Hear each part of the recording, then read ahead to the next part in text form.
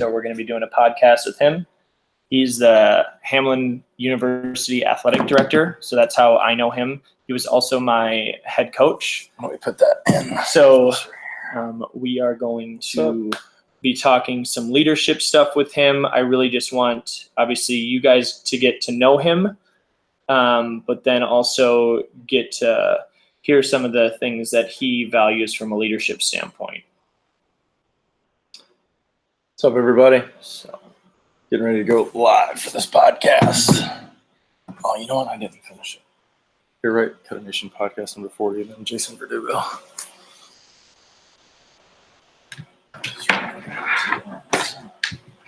I'm trying to multitask here, huh? Podcast number 40. Jason Verdugo, yeah.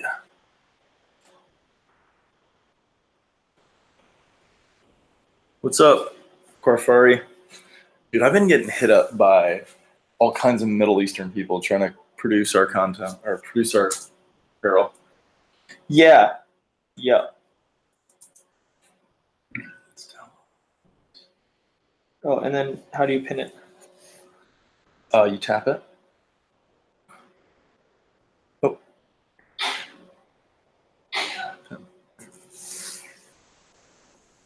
HUAD. Okay. Popping this up. Yeah, so frustrated. It so bad. Yeah. Which one?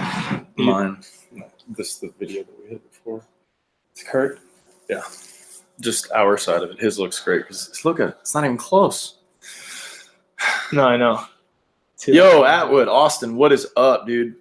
This guy pumped 90 for the first time. He's a Dr. Heenan, Robbie Rowe guy. We sent some message back.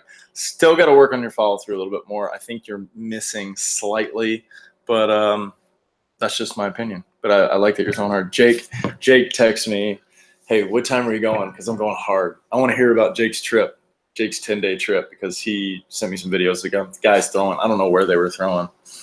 You agree that heavily. Okay, I'll give you the secret right now. Both hands have to pass your body on every throw. Secret. Boom. Given away. Okay. People agree. All right. We're gonna try him one more time here.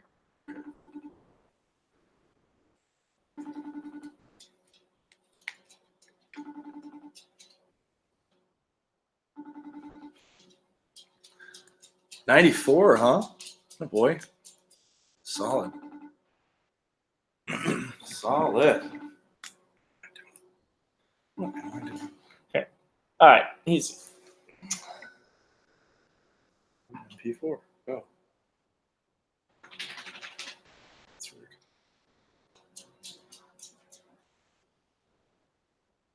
Not on yet? Don't have it? All good. Yo! Coach Ryan Morris. That's our dude right there. The motivator over in Maryland. The Maryland motivator. That's what I like to call him. My goodness. Anyway, what's up? Is that Crucible? Yeah, Crucible. Yeah. What's up, baby? Dude. Okay, get in here. Oh, no, I can't. Because I can't do it yet. Because then I won't be able to download it. Okay, you know what? I'm going to use this anyway because I'm going to rant about Doug Latta. Why not? So I went on Saturday. I drove up to LA and watched Doug Latta hit with a kid from Point Loma. Excuse me, Anthony. By the way, Tommy John. I did not. I went zero self. I did not say anything. I just said who I was. I did not try to. I might have said you need to fucking freaking come to us or something like that. But no. Anyway, Tommy John lefty from Point Loma is hitting with Doug Latta, and I'm like, oh my gosh! Like the likelihood somebody drives up at the same time just down south of us. So for those of you that don't know, Point Loma is just south of where we do training, right? Mm-hmm.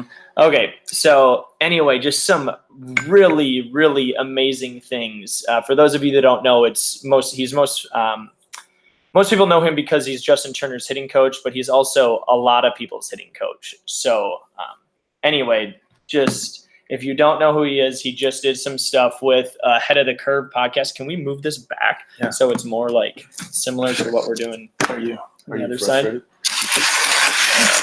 I'm always trying to change stuff, Cass. Yeah, I like that way better. Got to get the thighs in there, dude. Like it's Mondays. Mondays for the thighs. Anyway. Now you're not in this one. Yeah. Yeah. Jeez. We are YouTube live and Instagram live. So many things happening right now. Yeah. We will be going live or podcast. We're waiting on Jason Verdugo right now, AD of Hamlin University. So we're just waiting on him right now. Hamlin. You're right, Morris. Yeah, You're exactly. Right. Skies out, thighs out. That's all I got going for me. So the quads on this guy too is impressive. Impressive. No Quadzilla though. Shout out to Quadzilla, by the way. Oh yeah, I was trying to find her she video. Deadlifted 501. Jeez. Yeah, I think is that it? Oh, she hit like 1394. That was her whole thing. Because I saw her back squat with wraps, some ridiculous thing. Yeah, she. Let me go see if I can. Because I have it. I have it in my phone. Like I'm pretty sure she did 535 back squat, but maybe 578. Whew. Back squat. Yeah, bench 358, 501 deadlift. What? How is her back squat so much better? I've never heard of that. Because she's Quadzilla. She's got them quads. You're right. That's the best name I've ever heard from anybody. Quadzilla. Yeah. Well, and she is though. She's the nicest human too. She's so nice. If you guys aren't following Quadzilla on Instagram, you should. She is amazing. Yeah. She scares us all the time in the gym. She'll make you feel small. Yeah. Because you are. I'm very small. Yeah. I'm very. She moves houses, and I do not. Yeah. I do not. I understand that when you're running a university, some things just are more important. I told you before, like I never met my athletic director. Well, take it back. We met him. Everybody meets him like day one. He comes in, pops his face in, but nobody remembers that guy because you don't see him ever again, ever. And the next time I saw my athletic director was when we had to tell him, we're going to file a lawsuit against you unless you approve my MRI for my elbow, because that's what colleges do. That's what you guys need to know. They're all car salesmen. Sorry, Jason, before you get in here. But they just don't care. Plain and simple. But we do. We care. We got Wiener, too, in the house. And my lovely fiance. No, he doesn't need anything. But that's a no. Your dad said no. I'm sorry. I'm sorry. Ween. Leon, if you don't know Wiener. On his way. We're close. We are very close. Would you want me to like come in there and say hi? To come like, pop up your viewership? Yeah, you always bring up the viewership. Yeah. You get a million taps on your IG name whenever I tag you in something. So for the record, I knew all three of mine. No, I didn't.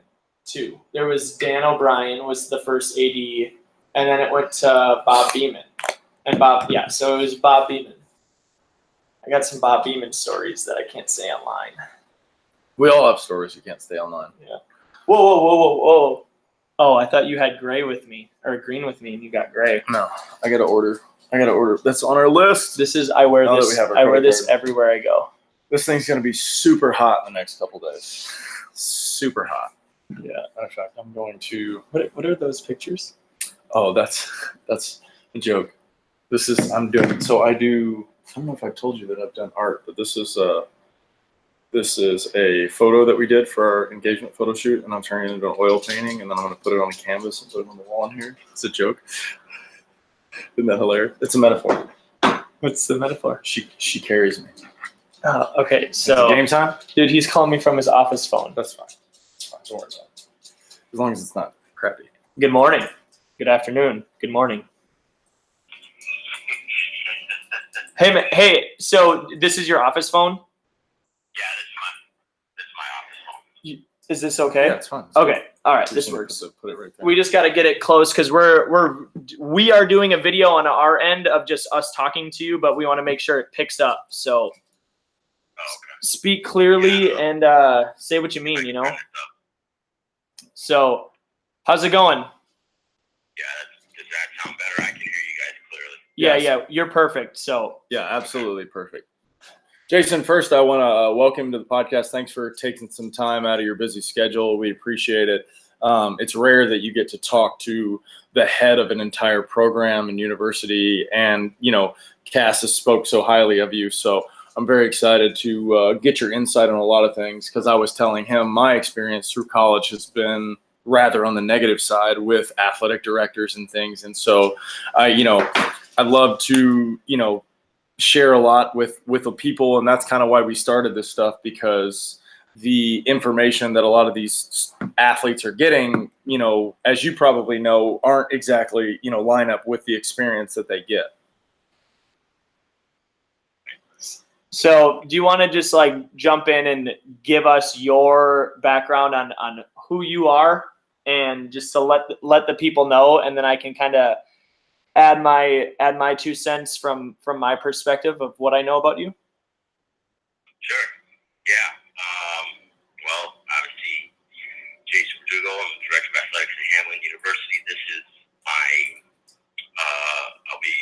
This next fall will be my 8th year in the role. This will be my 19th year at the institution, which is crazy to say. I just turned 44, so to think that I've almost been here getting close to 20 years here has been quite the journey, to say the least. And served in a variety of roles, from head baseball coach to assistant football, assistant athletic director, director of compliance, and now in this job, embarking on my 8th year, starting next fall, and wrapping up my 7th year. And prior to that, I played professionally for a short time, and coached professionally with the St. Paul Saints. And then prior to that, went to school. Was a student athlete at Arizona State University. So, my time in athletics has been great. Very fortunate.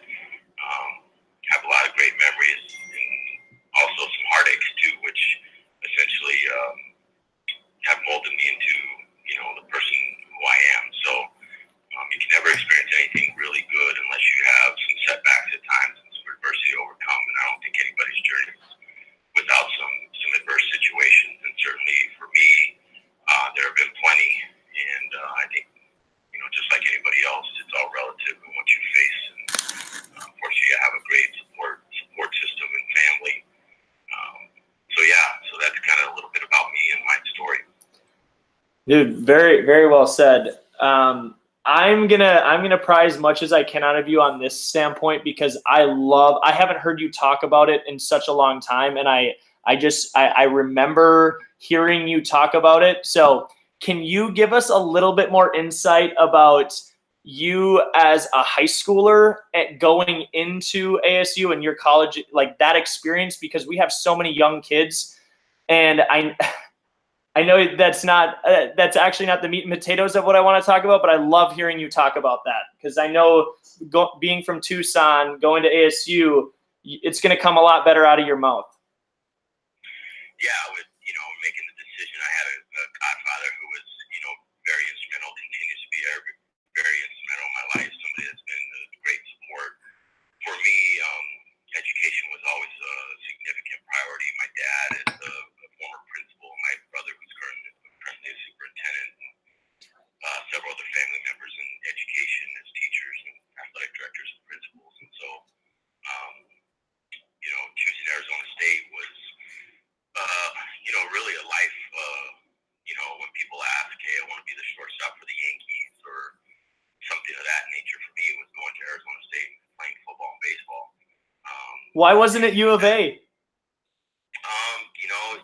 Prior to moving to Tucson, I grew up in a small town, and the town was, very divided, I would say, but more so a very small mining town, all Hispanic. We were for whatever reason, Arizona State was typically just kind of that hometown team, if you will, and so that always had strong influence. And my godfather and other members of my family, Arizona State was always, kind of the prime. So when I moved to Tucson, I was kind of a little bit of the outlier there. But a little bit. A lot of respect. They hate each other, don't they? Right, they do. Yeah, the rivalry is significant. certainly I have a tremendous amount of respect for those that recruited me when I was in high school at Arizona. Right. Dick Tomey, who was the football coach at the time, was tremendous. And then the baseball coach and who was there at the time, Jerry Kendall, who was fantastic. Again, very respectful, both legend coaches, and they treated me exceptionally well. I just had to make a decision. Arizona State was a good fit for me. So choosing to go to school there was really good. You know, I think was a really good choice for me. It's easier to say that now as a 44-year-old versus Right. at the time, because, you know, like many kids, when you're making decisions, you think the experience you had as a high schooler or success is going to continually translate into that at the next level without facing a lot of adverse situations. And certainly for me, you know, I did face a lot of adversity, some injuries in my shoulder, playing time. You know, there was great players there, and but it certainly taught me a lot. I think more than anything, I learned more from that experience than anything. You know, it certainly helped me now in my life in all aspects. So. Yeah, man. I've been talking with my dad a lot lately, and just seeing you the other day or the other weekend, like that adversity thing is just something that I think is why anything you ever said to me ended up resonating, is because that's how I've always taken things is, and I'm just kind of realizing that just turning 30, like it's ironic, and it's not ironic. It's just, it's appropriate that you're saying those, because it's really in line with the themes that I'm going through. So anyway, not about me. Okay. So the big picture is, you can move and shake with the best of them, dude. So like I haven't really known, we haven't had a lot of personal conversations from the time I graduated until now. Is like, I haven't asked you about these things. It's always been baseball related. So, I mean, if you don't mind going this direction, walk us through the CHS deal and then the women's hockey deal. Because I don't know if that's what you think you're going to be remembered for, but like that's very impressive to me. Yeah, I mean, again, even though I'd probably be the one at the forefront from the political aspect, trying to push those two particular deals, some of it is, you know, to be quite honest, just like anything, timing and luck and need. And for us, well, nobody knows anything about this, so I'm the only one that knows. Right. So can you like tee it up a little bit? Yeah, you know, you know, the CHS deal, the St. Paul Saints were building a brand new facility in downtown, $63 million facility. We had always used Midway Stadium, which was across the street, so trying to figure out a way. Just across the street, dude. Sometimes that's a really far way to walk, though. Yeah, it is, but you know, to try to be involved in the process to somehow capture that as an opportunity to have the new stadium be our home field and have our own space and locker room, which again is an institution. We have a lovely campus, but it's a little bit landlocked, and the expense associated with having any type of, you know, new facility is significant. I knew that was the reality, so just based on relationships and partnerships and a lot of belief and you know, some creative ways to be a part of it financially, you know, we were able to get that done, have our own locker room, have that be our home facility. Luckily for us, the same season and our season don't necessarily overlap, and so really it was a great thing for us. You know, use that as a template for the Minnesota Wild, who were looking for an opportunity somewhere to build a practice facility, and we again didn't have one on campus, and it was just a similar situation. How could we be a part of a project that was going to be in downtown St. Paul as well? Really land you know, our feet in a footprint in St. Paul as we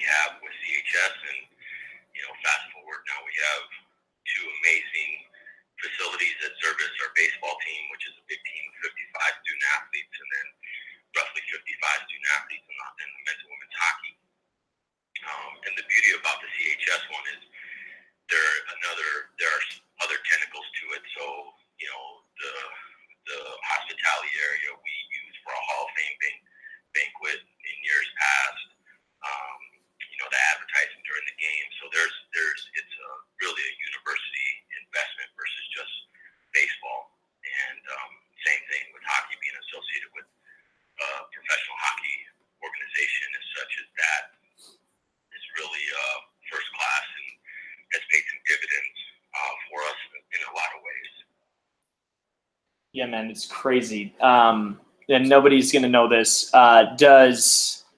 We just got runner-up in hockey, women's hockey?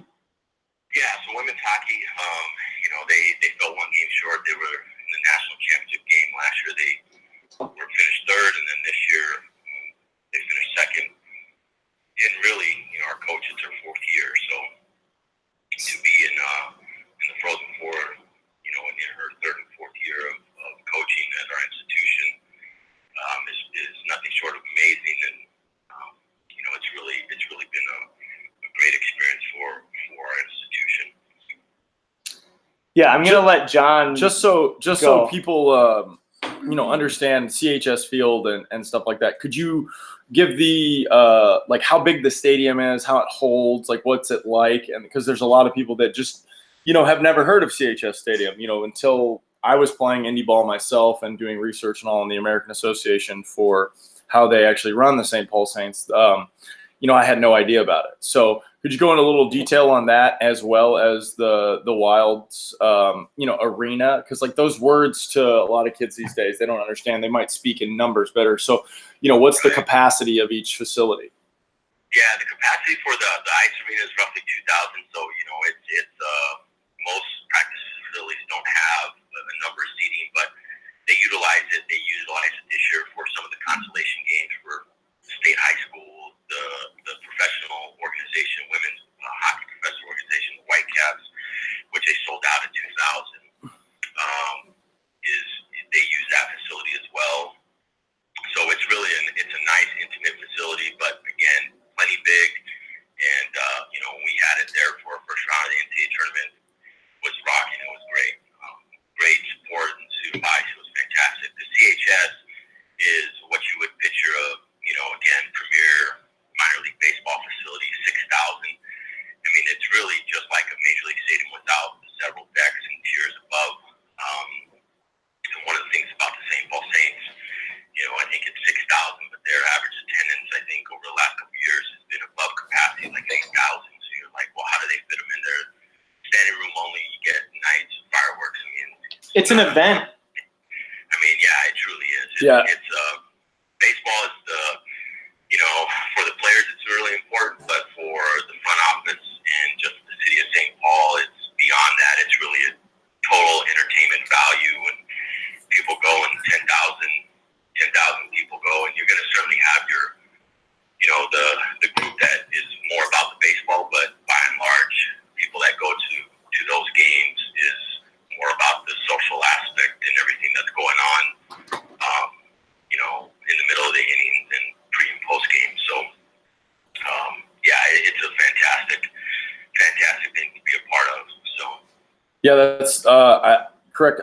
The couple things. One, I think I know a couple guys that have played for the St. Paul Saints, and nobody has ever said anything bad about it. They always say that that it's the first class organization. It's probably the best organization to play for in the American Association, as well as is Bill Murray still involved with the organization? Yeah, so he's part of the ownership group, the Gold Clan, which is Mark Gold Clan in his group, and they own, I think, multiple teams. I think Charleston and some others. But again, very creative minds. Mike Beck is majority owner, so really creative people have done an amazing job.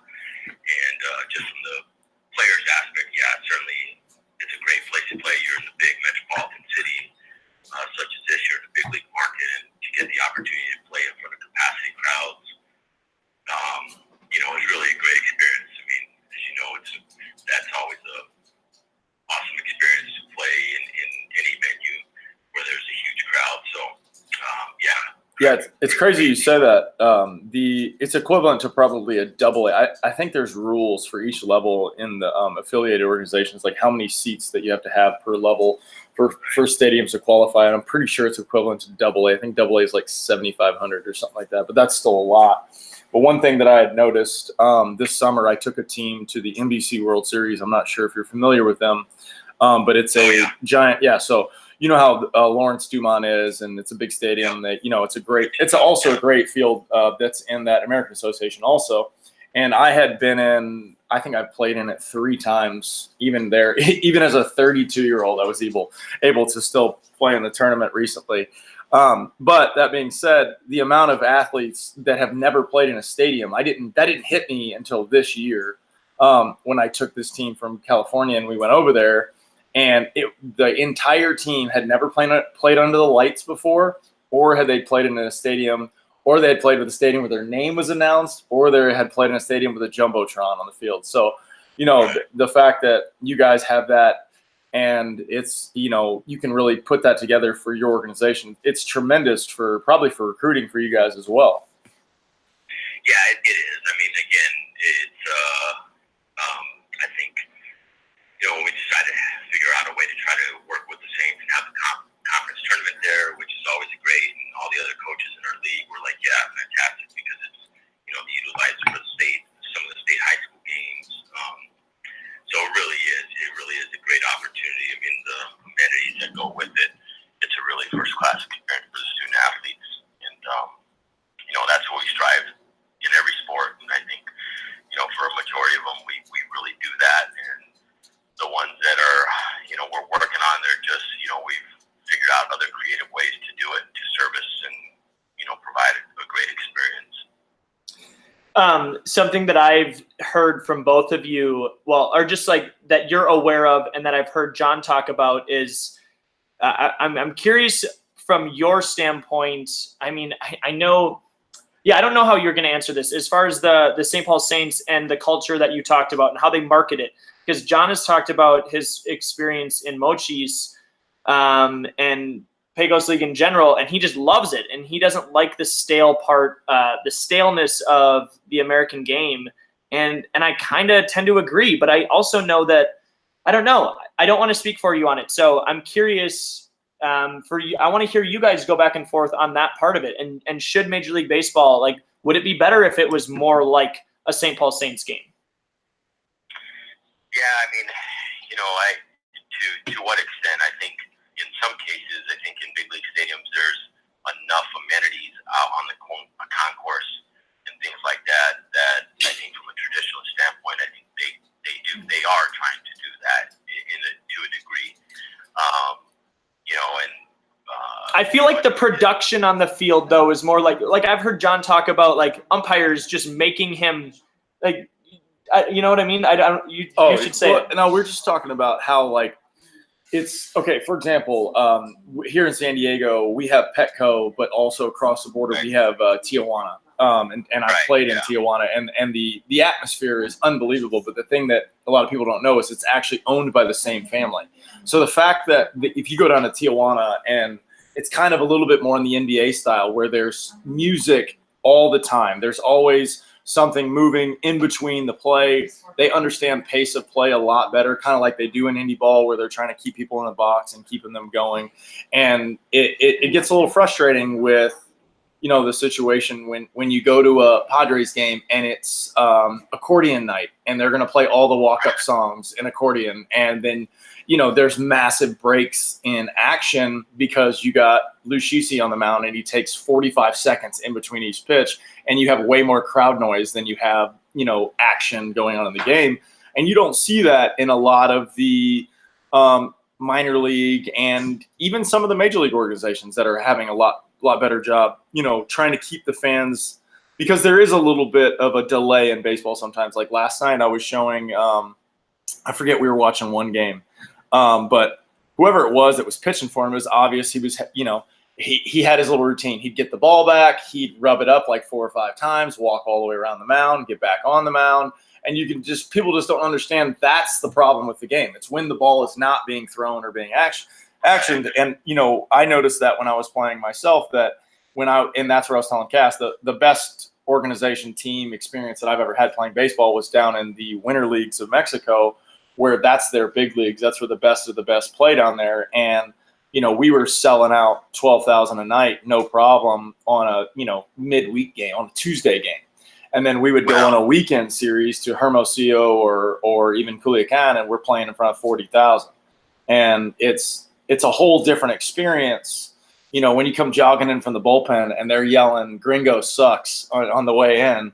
and it's just kind of gets you fired up. And I think that's what everybody kind of likes about the NBA and the NFL is the controversy, and they want to see people get called out, this and that. But baseball is such a gentleman's game, quote unquote, and it's just not the way the game's played. If you've played the game, and obviously you know that, with the controversy of you going from Tucson, Arizona to Arizona State, and how rabid those fans and those people are, And maybe the way I should have tied it together would have been that John, the only two people that I've heard Conyo from is you and him. So, I don't know. I just assume that you might gravitate towards that, but I don't know. And you just played with so much.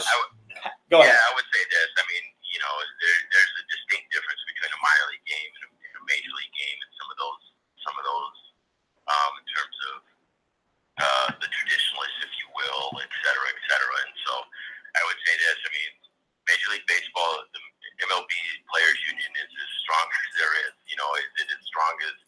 I mean, it arguably might be even stronger than any of the other major sports. And so,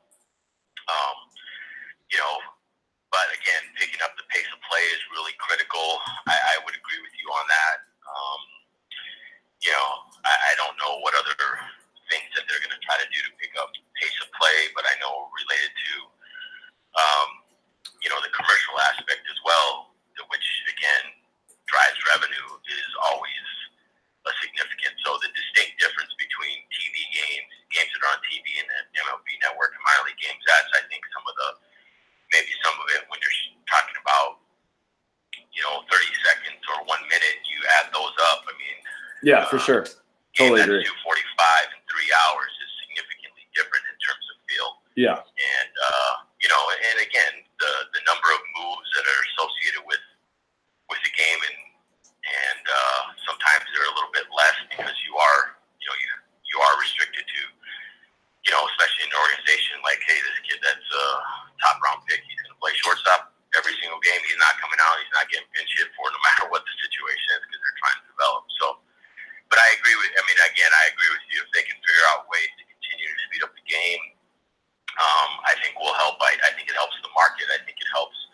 drive interest for youth, especially in a market where all those other things, basketball, lacrosse is starting to grow. Soccer now, if you were to tell me that the MLS would be as popular as it is nationally in terms of not only just professionally, but then all the new stadiums associated with that, and the attendance that they're driving. So, baseball will stay its foothold. Continue to have participation rates and things like that. Hopefully, they don't drop off as we start to see some of these games last a little bit longer and longer. Yeah, we're seeing them go up, participation rates. I even saw something on HBO recently. They're talking about football in general across America is down 40% because of the head injury information and stuff. And so I'm seeing a lot more kids just trying to get into baseball, even at a 10 or 11-year-old age, because the parents are I'm not quite sure if him banging his head up against the wall is a good move, know? So yeah. Well, that's super. Go ahead. I think the other one, which would be interesting. I know somebody had mentioned if you look at some of the things that are taking place in fast pitch softball and what they did at Oklahoma City in terms of the TV ratings and all that with the college World Series, Women's College World Series in softball. Somebody had suggested the other day, so why don't they have college baseball go to 7 innings, speed up the game? So we'll see. I know that's a far fetched, but I yeah, for sure. That would be a travesty in my opinion. What do you think? Would you be for or against the 7-inning college baseball game? Well, I mean, I like the 9-inning game because offensively those 6 extra outs change the complexity of the game. I mean, totally they agree. always do. Totally agree. In terms of and so yeah. Yeah, there's simple things down in Mexico that they did, and I've noticed internationally too. Japan has the same rule too, where you just can't leave the box. I see it. You see it all the time in the big leagues. One pitch is thrown, the pitcher walks around the mound, the batter steps out, takes his time. So you're, like you were saying, seconds add up to minutes and minutes add up to stuff. And I think this year too, I'm not 100% sure about this, but I'm pretty sure I saw something that they changed the maximum TV time from 2 minutes to 3 minutes. And that's going to be huge. I mean, I know it's a revenue thing too, but that's huge for, in between with, you've never seen me throw. Cass has seen me throw a little bit, but I'm such a fast worker just because I understand the concept of I want to keep my defense engaged. I want to throw a ball, get back on the mound, and be ready to go. And I know hitters don't necessarily like that too when they know the pitcher's on the mound trying to, speed up their side of it, as they love to step out and take their time. So it is what it is. And, I think the game in the next 5 years is going to change tremendously for all that stuff too, because the age range is kind of changing for the popularity and then all these giant contracts. And, I'm excited to see, I saw something on golf the other day, and it seems like baseball's following golf's data stuff. And they put on, there was a shot that I think Tiger hit. And as he hit it, all of like the spin rate, the spin axis, the velocity, the flight angle, all of that came out like as he hit the ball. And I was telling someone the other day that I have a feeling that that's going to happen with every pitch that's thrown as well as every ball that's thrown. We're going to have all this data that's on either side of the screen when you're watching TV, and it's going to be available at the ballpark and all kinds of other stuff. And that's what gets us excited because, eventually someone's going to freak out and go like, there was a 4,000 RPM slider thrown today in this game. And, everybody, it's these benchmarks and these things that help people understand the game a little bit easier and stuff. It's really going to be cool.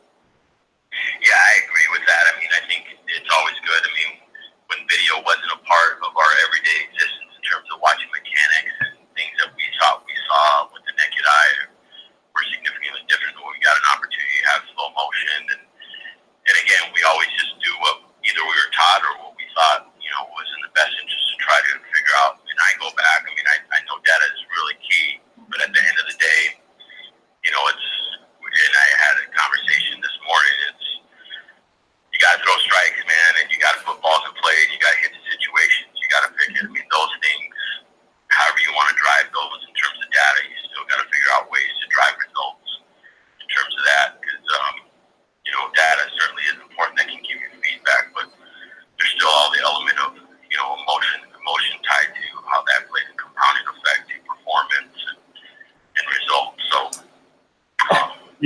that's great, dude. I love that you said emotion drives performance because we believe in such a big thing with environment and stuff in our training atmosphere.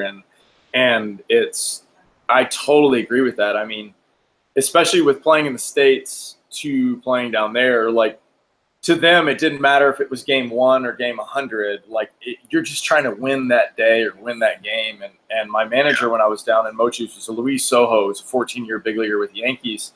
And he was such a good captain, I guess you could say, of the ship because he would just do a great job of, like, making sure guys weren't focusing on the wrong things on what they're doing, And I remember actually, I know that this guy, Eugene Velez, he was the guy that – had the longest streak before Chris Davis. Yeah, Chris Davis, over streak. He was my locker mate, and he talked to me about that kind of thing. About like, he had gone through. I didn't resonate it at the time. I didn't put it together that he had the record. That it was an actual thing. And he was like, yeah, you're just going to go through some times, and you just got to focus on the process, and everything will work out.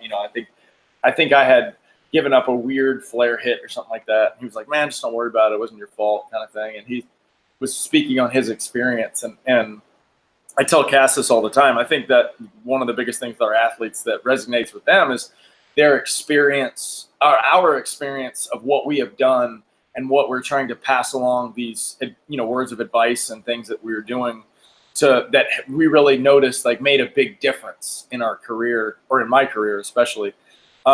So for you, if there was something that you could, throw out to the kids at home or parents that you really felt like is something that you really stand behind, is there any advice that you'd like to throw out to anybody?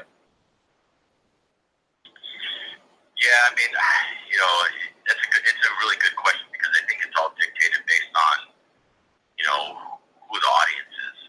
And what I mean by that is every single person is different, right? Looking at a lens, it's like, when you're watching a game, it's easier to kind of evaluate and look at the game when you have a significant view above, and that's why when we offer advice to people, we're not necessarily immersed into that particular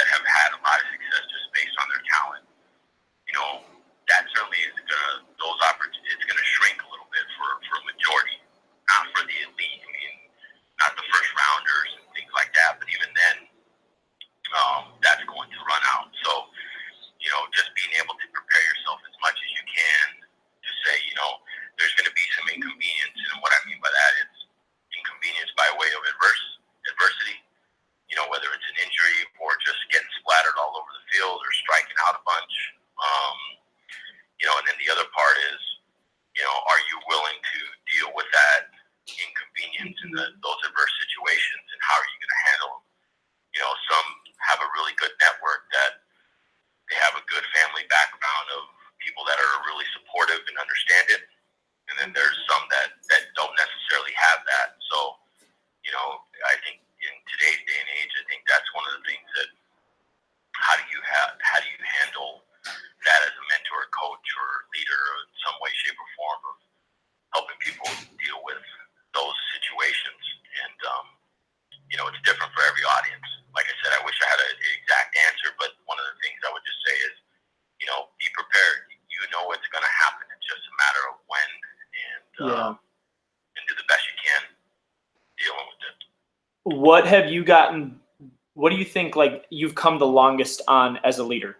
What have you gotten better at? You know, I'm a lot more empathetic. I mean, I think that's probably one of those things. The sacrifice related to things that I was willing to do, even now. You know, related to my job. Sometimes I had a very difficult time. You know, I share my story, like, you know, the amount of sacrifice that my ex-wife and I, you know, it was a joint venture. You know, we moved from a brand new house and 2 cars all the way across to Minnesota, very cold, to a 1-bedroom apartment with a 1-year-old baby.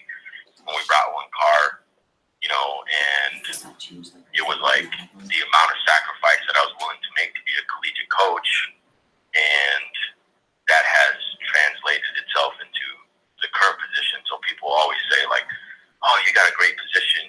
Yes, I love my job. However, you know, the journey to get to this particular point was so significant with a significant amount of sacrifice. So because I was willing to do some of those things and face some of the adverse situations with our son's autism and all that brought to its table, and how I was able to figure out ways to finish my master's degree, you know, when he was in the hospital, how to deal with some really difficult situations as an administrator during those times as well, all, you know, in a ball for me, you know, looking at other situations or anybody that, you know, again, that was facing adversity. It was really difficult for me, for people to not really understand and be as empathetic when they weren't willing to sacrifice or work as hard or do some of those things. And maybe they were. I mean, in fairness, like, I think that's the other thing too. I think they've come to the realization that behind every person there is a story, you know, and we always look at somebody when they walk through the door that day. Our assumption is that in every bucket of their life, so it's, you know, family, work, personal health, relationships, financial, whatever it may be, even for young kids, right? School, relationships with their friends, the relationship with teacher, whatever it may be. Our assumption when they walk through that door or they show up to practice that day is that every single one of those items, they're doing great, you know? Right. And so we coach them as such, and when we see behaviors that don't mirror what our expectations are related to that, is when we are maybe more stern, or we lose our patience, or we raise our voice. You know, a lot of the time, some of those behaviors are dictated by other things that are happening. And I've learned that a little bit more and be more cognizant. Like, if this person is struggling or they're not giving full effort, why is that? You know, that's where I want to get to the root of. We had a student athlete that said, you know, I said, what are the things you want to get? Well, I'm not sleeping as much. Okay, so why? Well, I'm not going to bed on time. Why aren't you going to bed on time? Well, I'm, you know, playing video games. Okay, so those are things that are important, playing video games. Okay, so how can you figure out ways to be that a part of your life, but in, you know, in a way that you can still prioritize the other things that are really important too.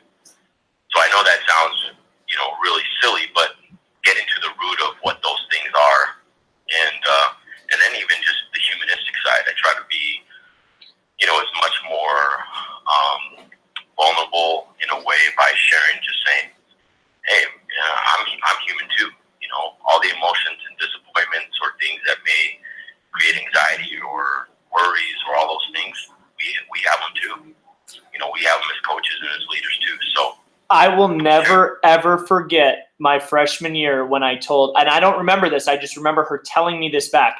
I met with Steph Harris, like, week 2 of school, and I remember she told me this, that I said, I do not get Jason Verdugo. And, like, but that whole thing is, like, I wanted to, and I still don't, but like that's do you get anybody kind of thing. And I'm just like, I understand where you're coming from a lot more, and I appreciate that you've always, like, you've showed me that over the years. But anyway, so I've seen I think to that point, to that point, like, yeah, there's certainly a skill curtain and everybody plays it. But I think at the end of the day, the number one thing that I think is really critically important is I always ask kids, whether student athletes or whatever, if they might be having a difficult situation with a coach or a teammate or whatever, and said, in the event that push came to shove, do you know that they love and care about you and would they be there for you?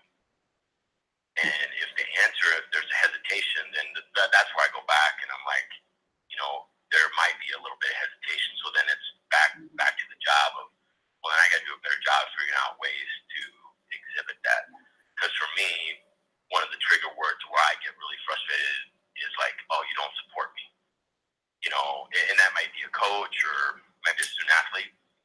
And then for me, that's always a really difficult thing, because then I want to say, do you you have no idea the grind that I just put in, or we put in, meaning me and my staff, or some of what we just put in to make this situation happen, or for us to get this coach or this facility or this part of our budget, any of those things. So that comes with the territory as a leader, though, too. You just got to assume that those things are going to happen sometimes. That's such a great point. I think it's one of the biggest things that we try to put out there for our athletes, or really anybody that reaches out to us, because I just am a big believer in making that everybody understands, like, we're on your team. Like Cutternation, what we do when you train with us, we're on your team. We're here for anything that you need. If you need any questions, just like what you were saying. And the biggest thing that I got from that, especially with my college experience, the 2 head coaches that I had in college, it was very obvious to me that they just didn't care. There was zero empathy, just like what you were saying. And that is really what I think resonates with a lot of high school athletes. Like I could say, I mean, it's an aggressive number, and I'd say at least 60% of our athletes know that their high school coaches, it's not the priority. Dugo, we're training college players right now. Yeah. It's the season. Like, what's going on here? Yeah. And like, Yeah, I mean, some of that, I mean, to be quite honest, though, it's there. Some of it's resources, some of it's time intensive in terms of what they might think that they need in terms of personal attention. Some of that might be associated with limited resources on the other end. I mean, again, the other part is if you had to quantify time, that's where it goes in. Where are you going to spend a majority of your time? Which is really difficult, and that's the thing. It's like, why were the NTA baseball coaches, yearning for, another full-time coach? Well, so that they could emphasize to have more one-on-one connection. And the other part is, me going through my process, like, I talked to my pitching coach like 4 times my freshman year, I think, maybe. Like, it was very limited in that. I mean, the style of coaching associated with that. I mean, even in pro ball, it's like, I went a month without speaking to the manager other than, hi. Like, it was about, here's your job, do your job. And even at the collegiate level was the same way. Like, here's your job, do your job.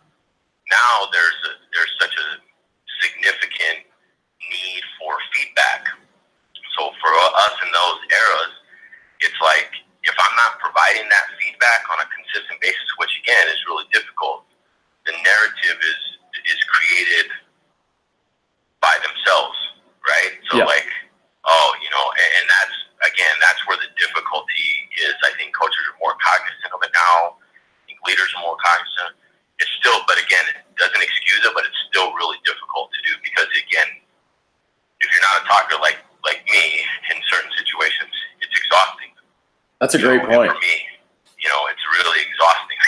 Yeah, that's a great point, because that brings me to the next thing, because it's great that you went into that, because this is the exact conversation we have with some of those college and high school athletes, which is, okay, so if it's a time thing, right, because that's what pretty much the time man thing, you're, as a coach, your coaching staff, you will always be outnumbered to the players.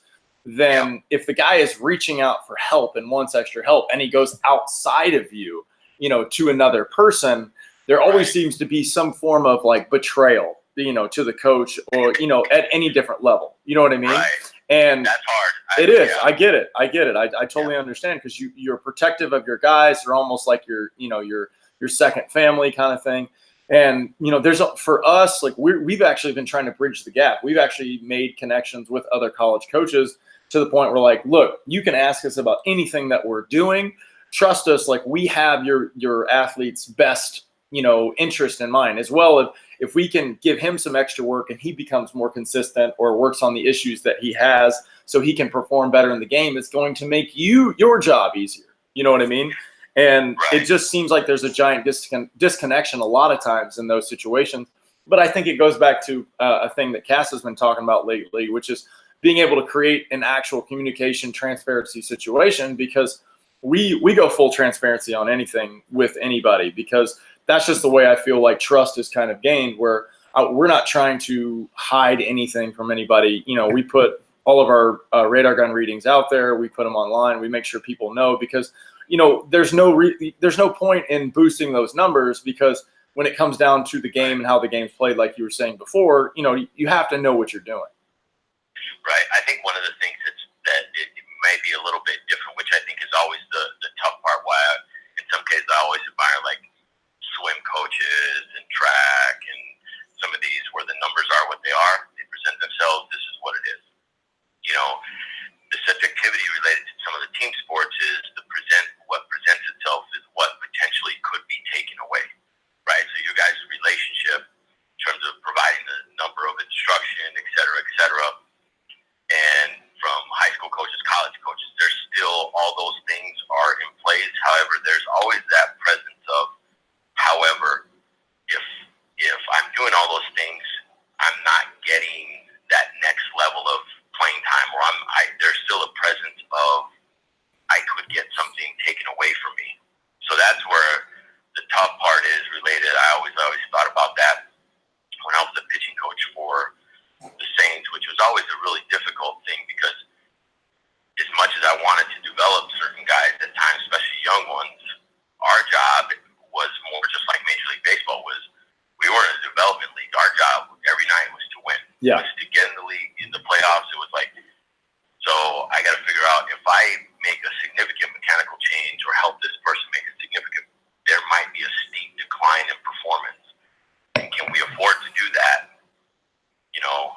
Like we would in a true traditional minor league situation. So sometimes, we hesitate to make those drastic changes or helping simply because of that. Well, I mean, I just think it's more systemic. I think it's lower, though. I agree with you that, it's a problem at the professional level. I think it's a problem at the college level, and so I'm going to jump in, because I think it's like, this is a resource thing, Dugo. Like, there isn't enough money in development to begin with.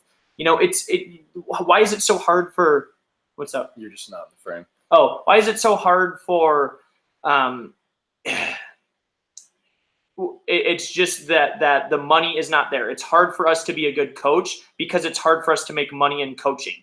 So just the fact that John and I are even here, having this conversation is unique, right? So most people Absolutely.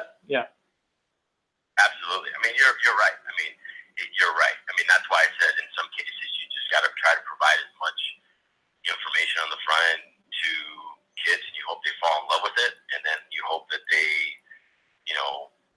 do a majority of things that are going to help them, which again, inevitably they have to. Besides the training, they gotta do a lot of it on their own, and they gotta like it. Yeah. They gotta like doing that. They gotta fall in love with that aspect and not get bored, doing that.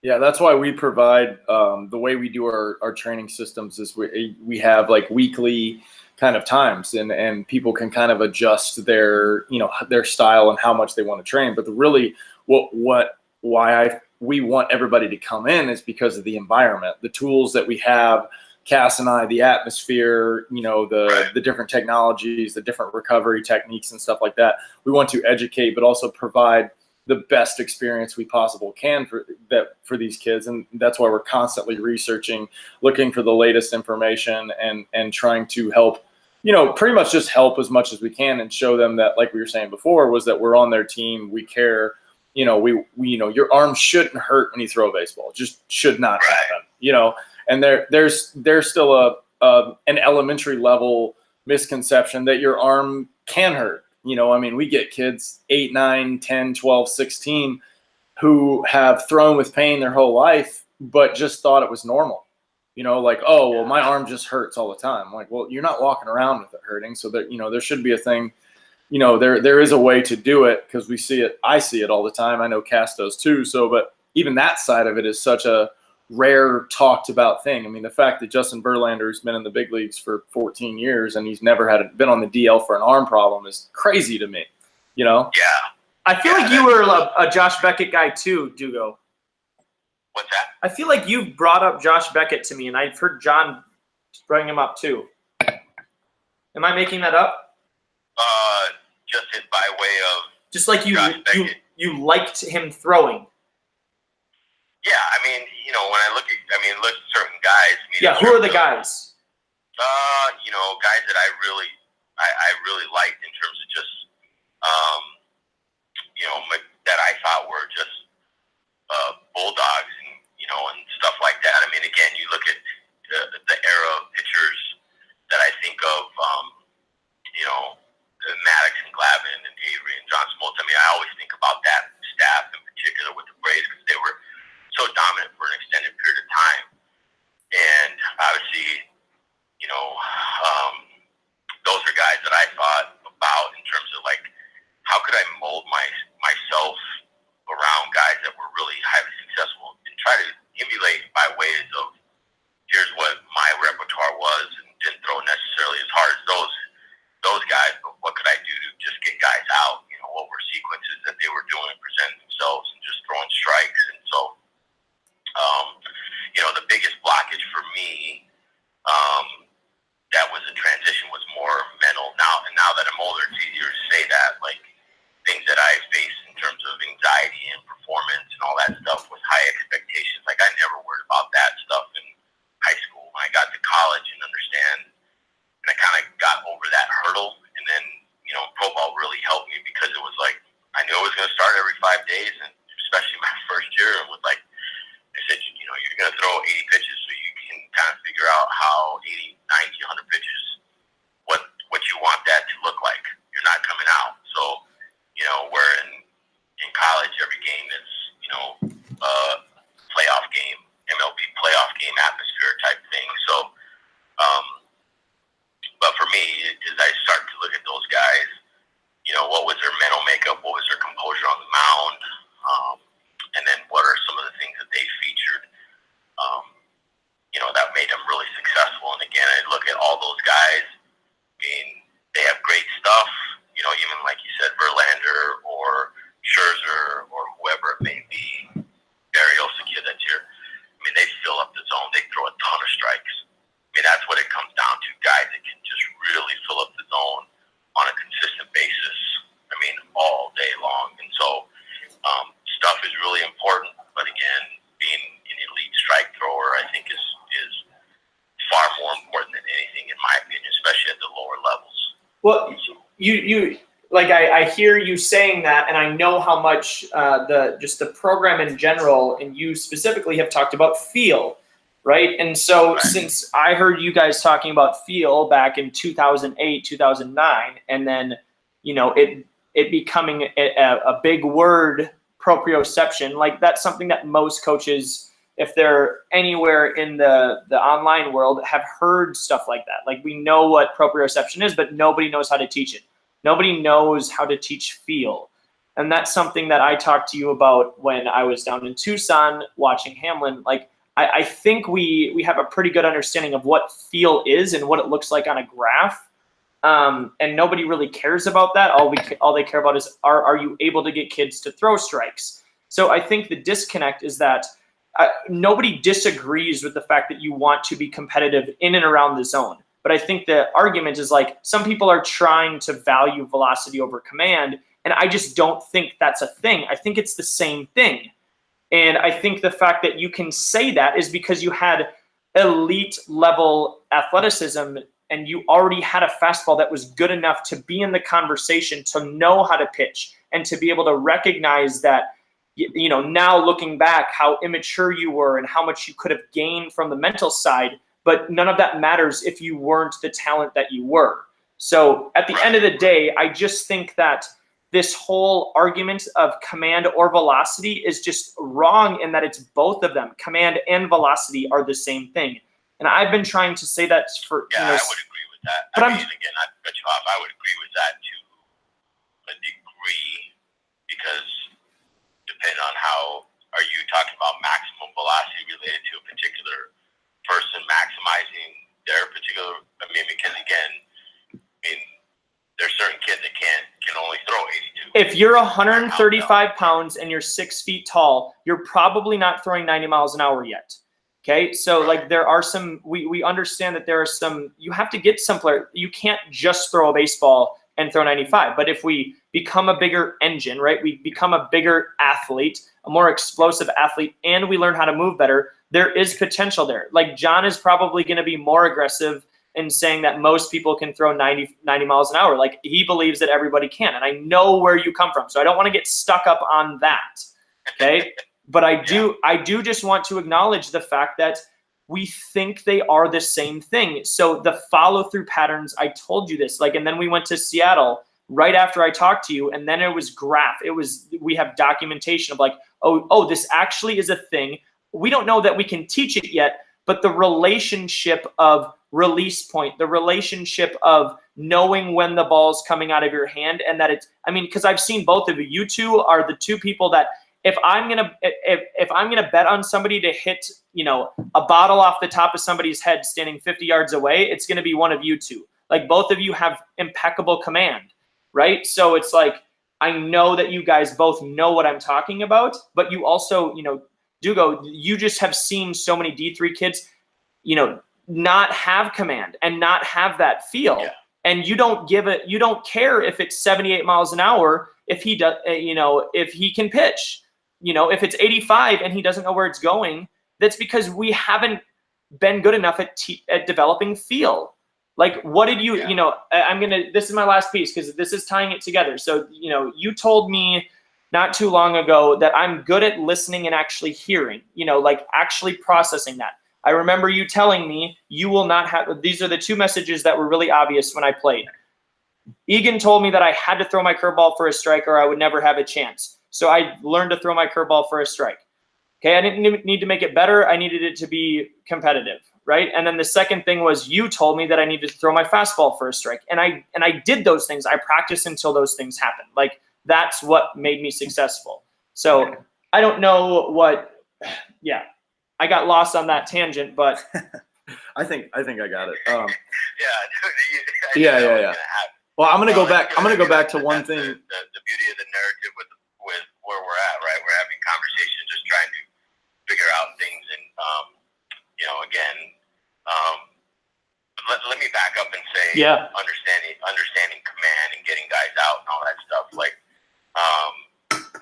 you know, again, there's been plenty of pitchers in the world of, I mean, you can look at Dallas Keuchel. Dallas Keuchel doesn't throw really exceptionally hard, but he's got, you know, multiple plus pitches that he can pick on both halves of the plate. He spins it well. Command the run game. Yeah, I mean, and he does. He spins it exceptionally well. You know, he fills up the zone, throws strikes, pitches to his strengths, all those things. Then you have something like Verlander, who, especially in his early years, was just a dominant, you know, can throw 2-1, 2-1, 3-1 fastballs behind the count and just attack hitters with his fastballs. And guys were going to, you know, miss it a lot or foul it off, and then he was going to get even, then he was going to throw wipeout, curveball, slider, and then, you know, and that's what it was. But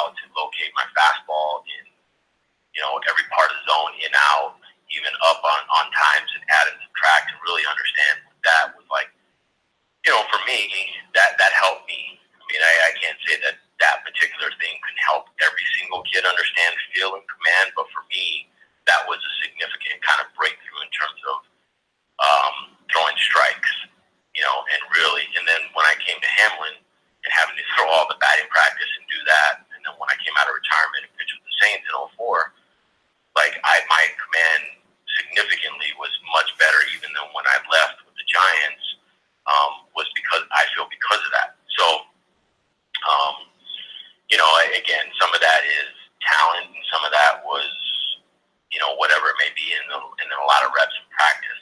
Okay, Jason, I'm going to stop you right there because you just touched on the exact thing that we talk about all the time, which is, and maybe this will help you with your own understanding on why you feel like you located so much better, because we think throwing is a skill. And so if it's a skill, it has to be worked on. And what you were talking about, the feel and knowing yourself, the proprioception that Cass was speaking on earlier, is that you've just learned where to let go of the ball to make the ball go to the spot. Correct? It's like a golf swing. I mean, that's what I'm dealing with in a golf swing right now. Exactly. I just started playing golf, and now same thing. I'm just trying to get the face of the club to the contact point, and whatever happens from start to finish, figure it out. That's what I always say. Yeah. Figure it out.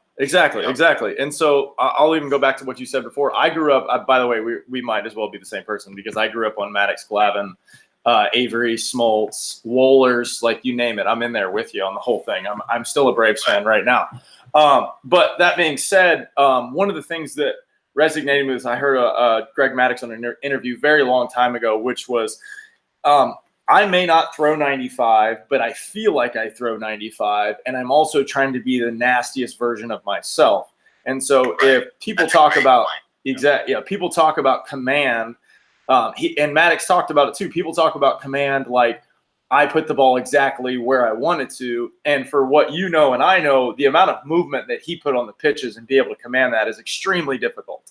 So, the movement part and locating and command or control or what everybody wants to call it, to me, we point out that all the time on the little strike zone that they put on TV, that a lot of these kids, when they're playing the show or video games or what their dads are telling them about command and how big leaguers don't miss, and we show them all the time. We have an iPad with MLB TV on, and we were watching the Vlad Guerrero Jr., the game the other day of him playing, and we were showing 10-year-olds, look, nobody locates perfectly every pitch.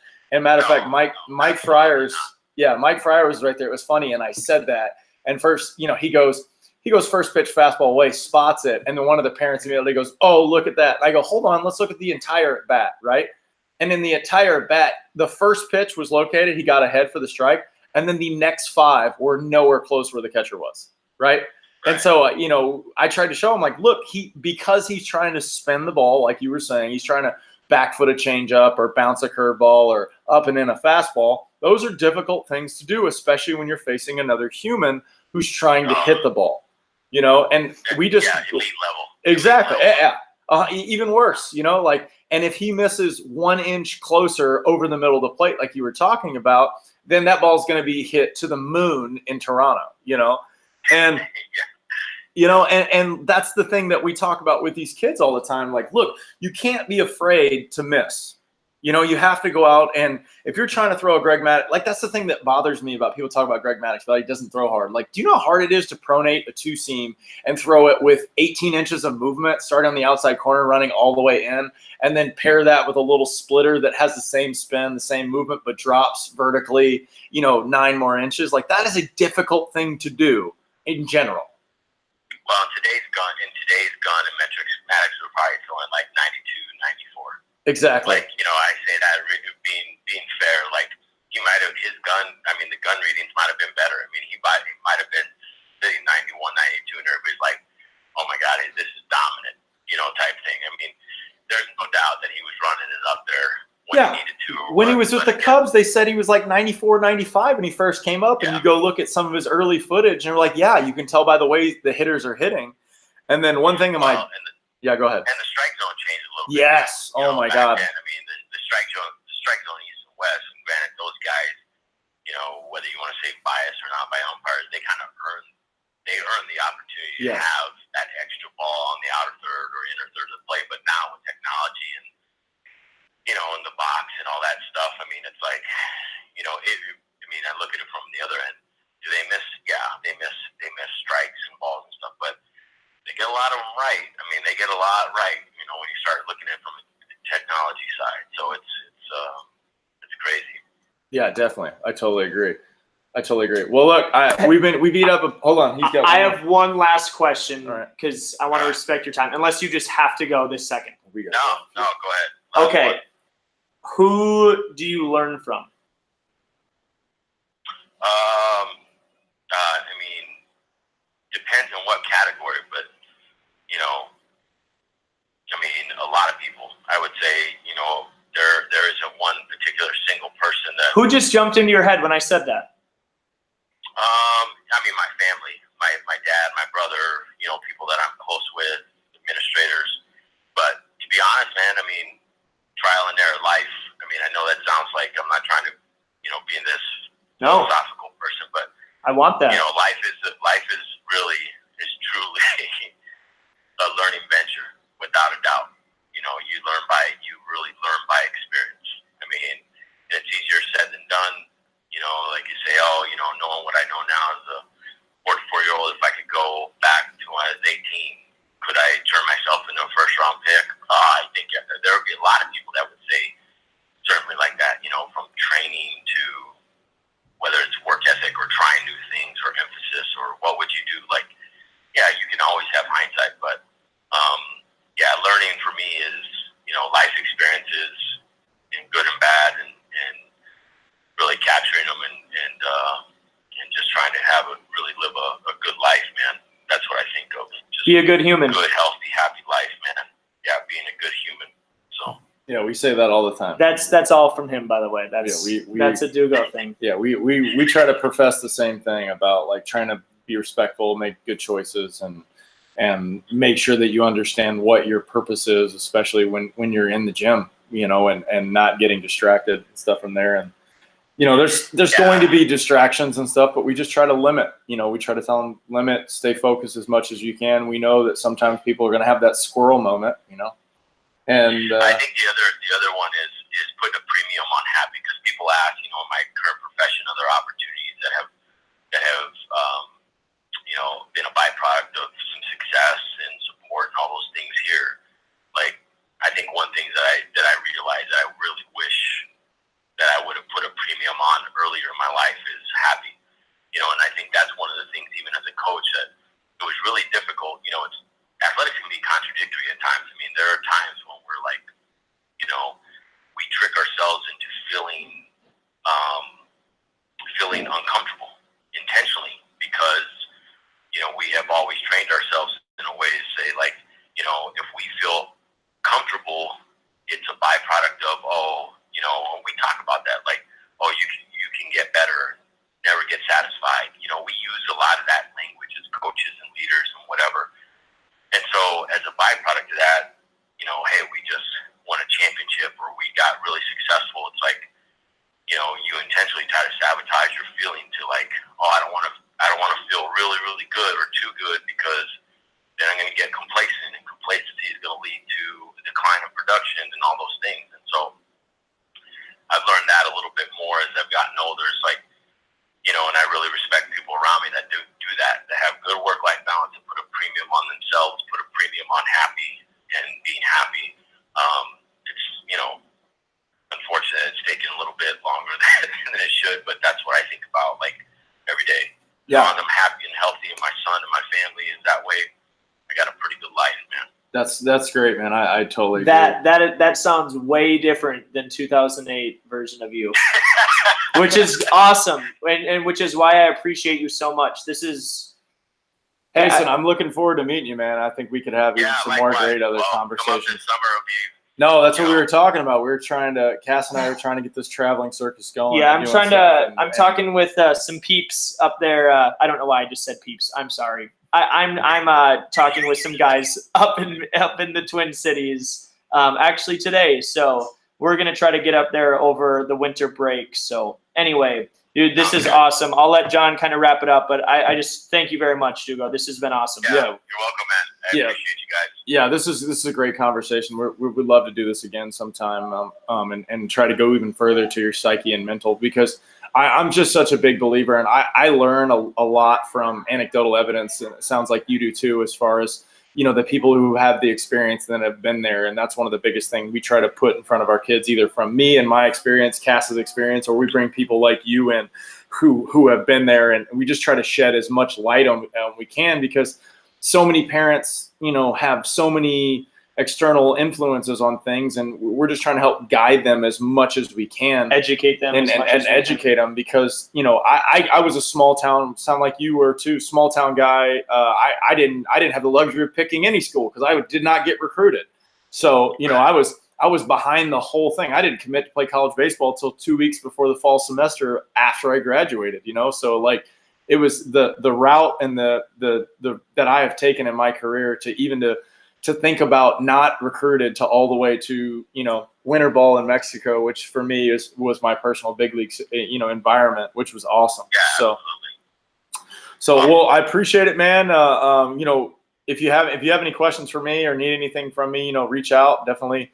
We'd love to help, and hopefully, I can't wait to meet the Hamlin baseball team and get them going. Try to get them a little motivated if we can, and get some fun things going. So, but we will go ahead and cut this off now. We really appreciate your time. Man, it was great. He's not on your HUAD on social media. That's all you got. Yeah. Right. That's all you need to know. Limited, man. And I put a time limit between you and I. Put a time limit on myself. No more than an hour social a day. And put it on my phone, so it's helped me a bunch. That's brilliant. Yeah, I was telling Cass the other day, a lot of my information that I get on social is way more. I get a lot of notifications. I've set up a lot of the pages that I like to learn from and stuff like that. So I try not to consume as much either, because that's a wormhole of itself. So yeah, emotionally too. So yeah, definitely. Guys, well, good talking to you. Guys, be safe. Have a good one. Yeah, thanks, Jason. Appreciate it. You guys. All right, bye-bye. Bye-bye. Wow, that was awesome. Jason Verdugo, Hamlin Athletic Director. Guys, we are so late. We have to run to the gym and train. So, wow. But we're going to have to do some finagling. There's going to have to be some screen recording and some other things going on so we can get all this stuff up. But the entire podcast will probably be on YouTube TV, on my channel, as well as on YouTube, probably on both of our channels. So, but we will get that as soon as we can. Got anything? Let's go. Here we go. Yeah, we're all jacked up. Mondays. Conquer your Monday. Don't forget, throw hard. Okay?